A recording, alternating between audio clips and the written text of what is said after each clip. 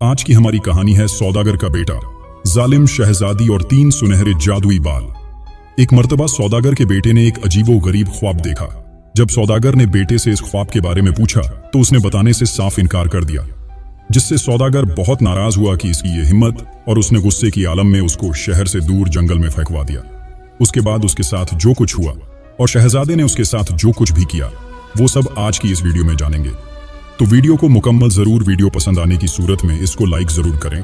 साथ ही हमारे YouTube channel Shahani knowledge को सब्सक्राइब जरूर करें। तो चलिए वीडियो शुरू करते हैं। बहुत अरसा पहले की बात है कि किसी जगह एक सौदागर रहता था। उसके 2 बेटे थे।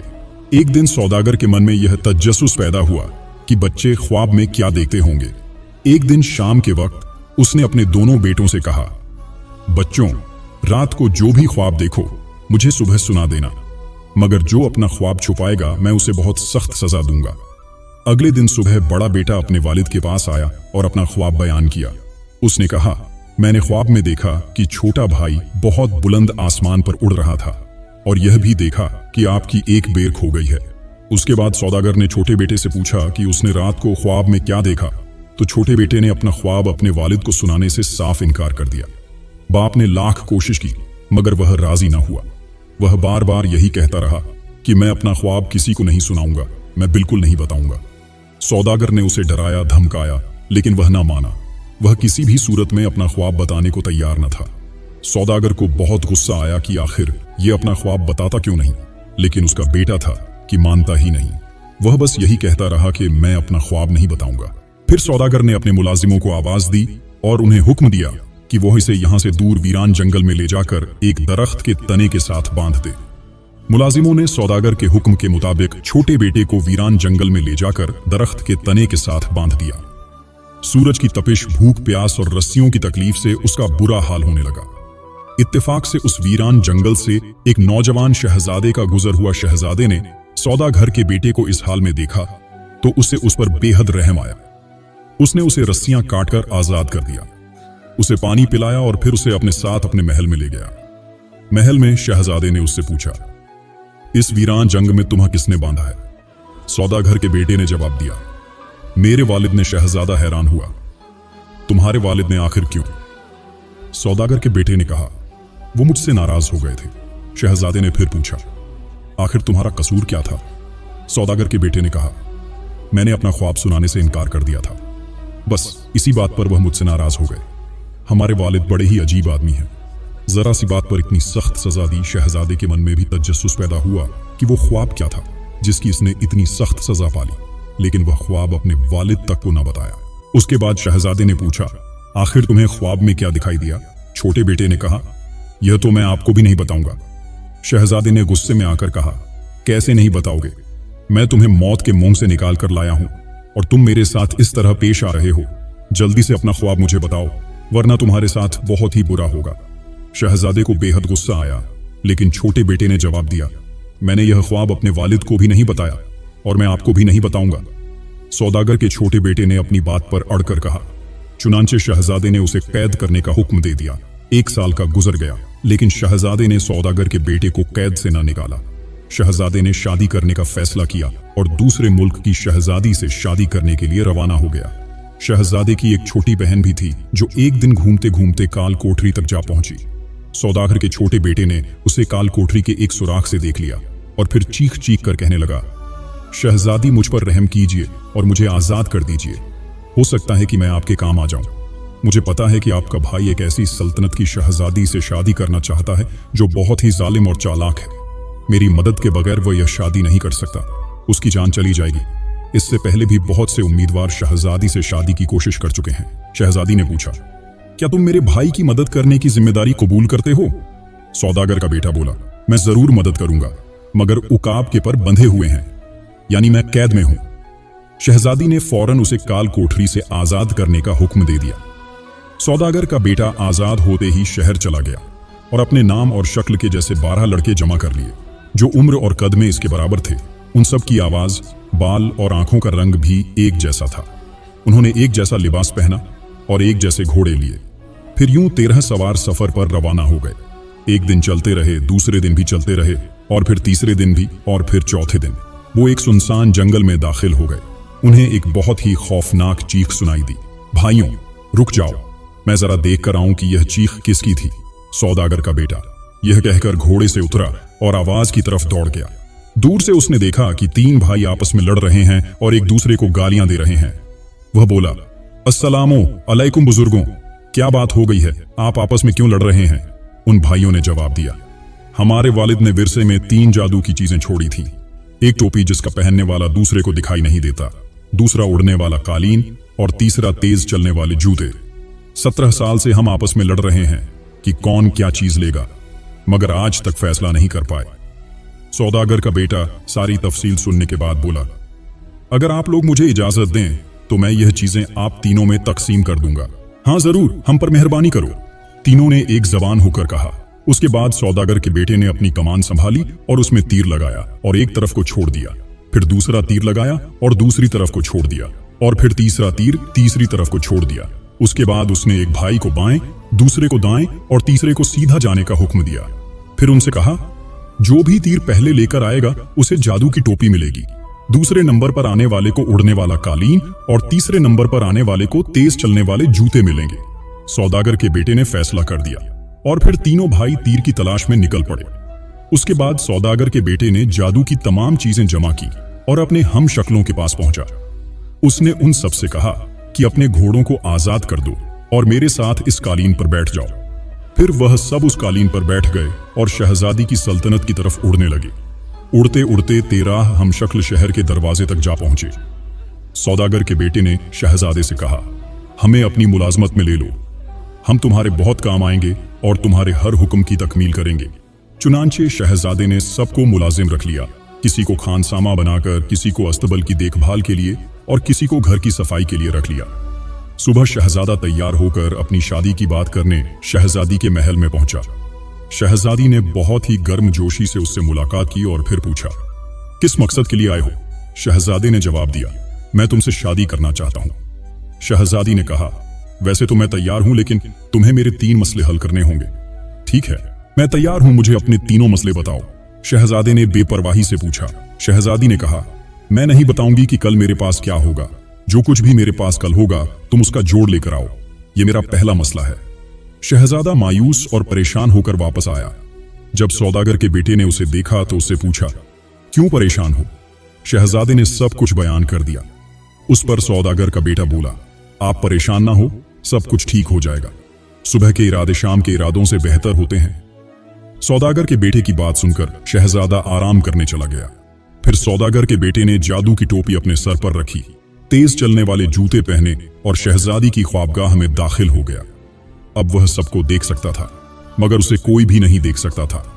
उसी वक्त शहजादी अपनी सबसे वफादार मुलाजिमा से कह रही थी, यह लो कीमती जोड़ा मेरे मोची के पास जाओ और उससे कहो कि एक बहुत ही खूबसूरत जूतों का जोड़ा बनाए। मुलाजिमा दौड़कर शहजादी के मोची के पास गई और उसे चमड़ा देकर शहजादी का हुक्म सुनाया। मोची सारे काम छोड़कर जूते बनाने में लग गया। उसने जूते बनाकर खिड़की पर रख दिए।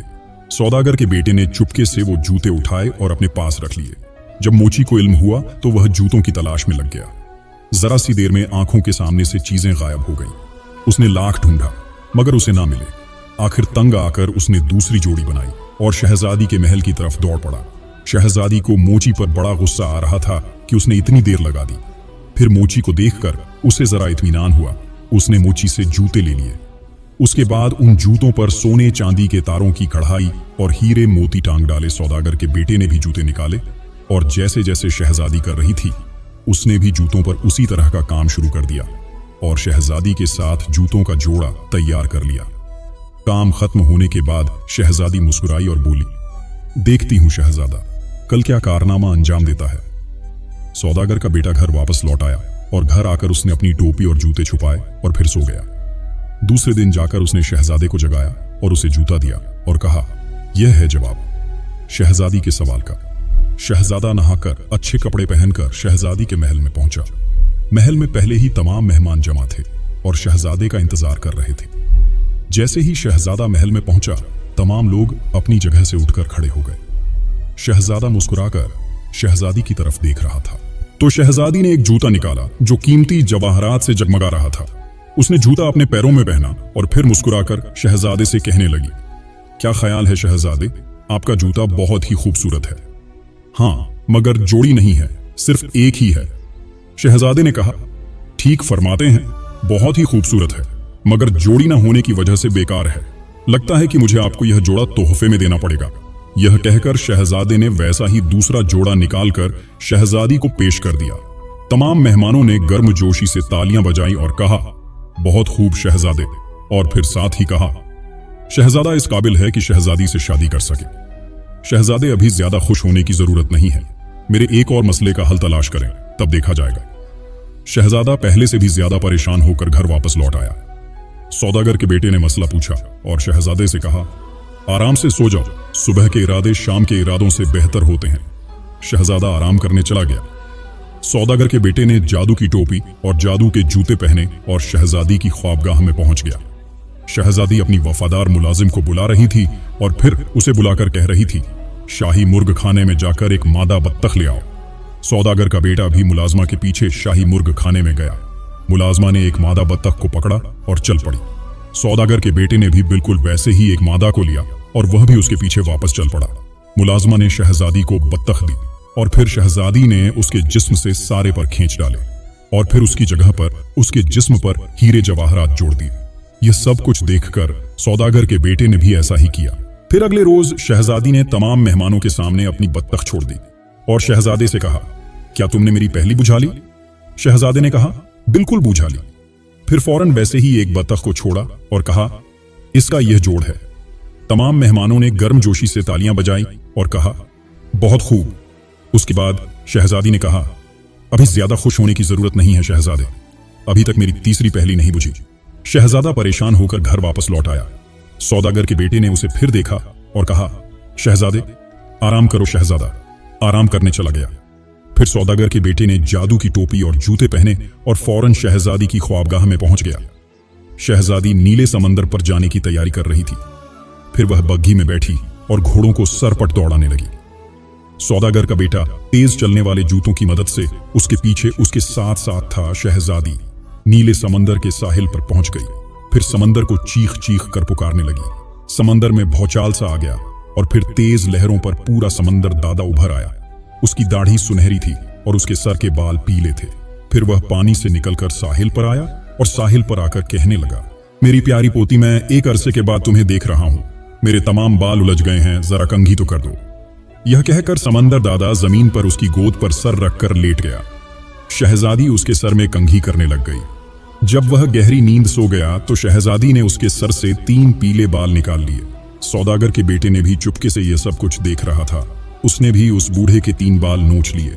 दादा तकलीफ से चीख पड़ा और एकदम उठ गया और शहजादी से नाराज होकर कहने लगा।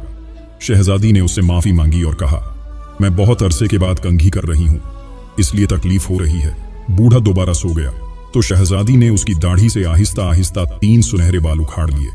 सौदागर के बेटे ने भी बड़ी होशियारी से बूढ़े दादा की दाढ़ी से 3 बाल उखाड़ लिए। बूढ़ा तकलीफ से चीख उठा और फिर शहजादी ने समंदर में छलांग लगा दी। उसने कहा, अब देखूंगी शहजादा ऐसे बाल कहां से लाएगा। यह कहकर शहजादी महल की तरफ चल पड़ी। अगले दिन महल में तमाम मेहमान जमा थे और शहजादा भी महल में पहुंच चुका था। शहजादी ने शहजादे को 3 सुनहरी बाल दी और कहा, क्या तुमने कभी ऐसे बाल देखे हैं? शहजादे ने जवाब दिया, इसमें ऐसी कौन सी खास बात है?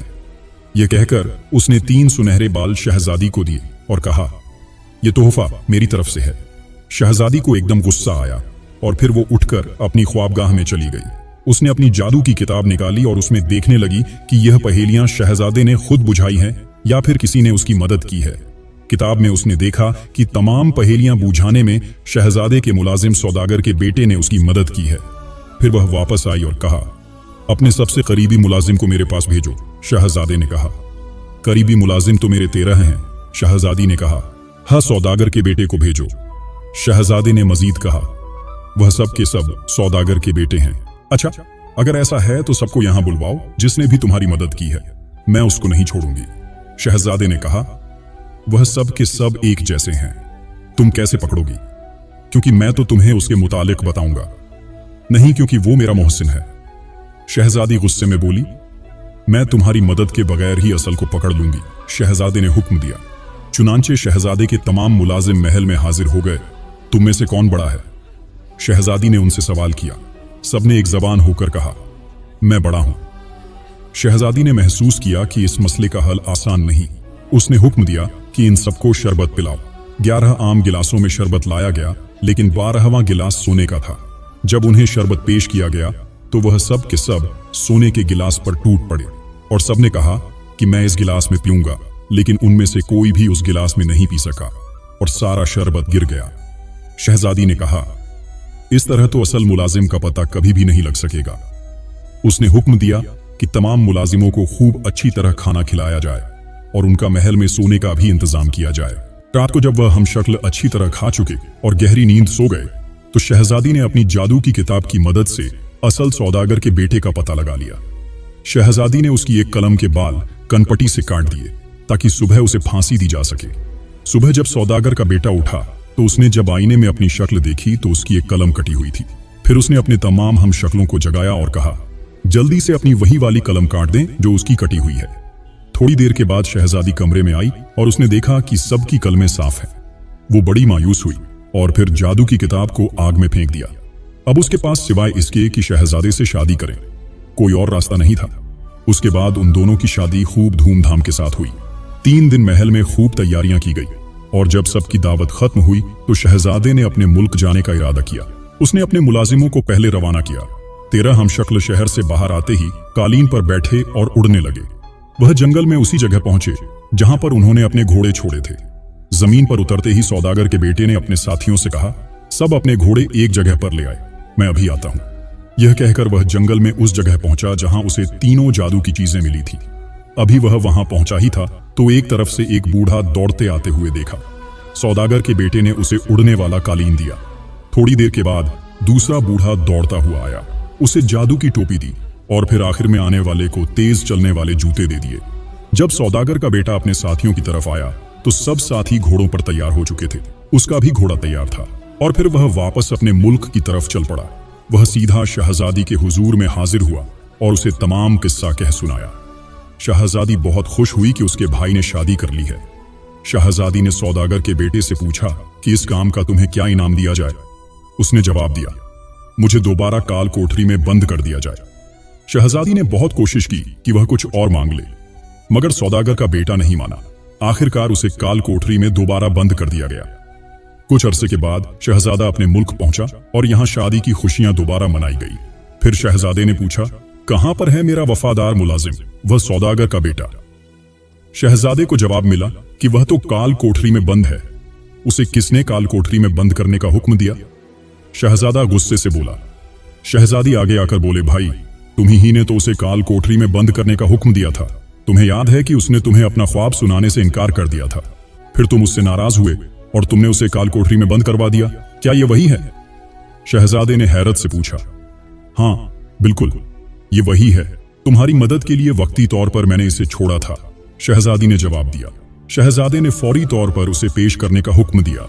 जैसे ही सौदागर का बेटा सामने आया, शहजादा उससे लिपट गया और अपनी गलती की माफी मांगने लगा। शहजादा अपनी गलती पर दशर्मिंदा हुआ। वो कहने लगा, मुझे तुमसे उस ख्वाब के बारे में नहीं पूछना चाहिए था जो तुमने अपने वालिद तक को नहीं बताया। सौदागर का बेटा बोला, लेकिन मैं आपको वह बताना चाहता हूं। उसके बाद सौदागर के बेटे ने कहा, जो कुछ भी मेरे साथ हुआ और जो कुछ भी मैंने आपके साथ किया, यही सब कुछ तो मैंने ख्वाब में देखा था, इसलिए मैंने अपना ख्वाब आपको नहीं बताया। शहजादे ने उसे खूब इनामो इकराम से नवाजा और फिर उसे अपनी हुकूमत में बहुत ही बड़े ओहदे पर फायज कर लिया और अपने महल में ही उसको रहने की जगह दी। सौदागर के बेटे ने अपने वालिद और भाई को भी अपने पास बुलवाया और सब मिलकर खुशी से रहने लगे। तो दोस्तों, यह कहानी थी सौदागर के बेटे की। आपको यह कहानी कैसी लगी कमेंट बॉक्स में जरूर बताइएगा और इसी तरह की मजीद कहानियां देखने के लिए हमारी YouTube चैनल को सब्सक्राइब जरूर करें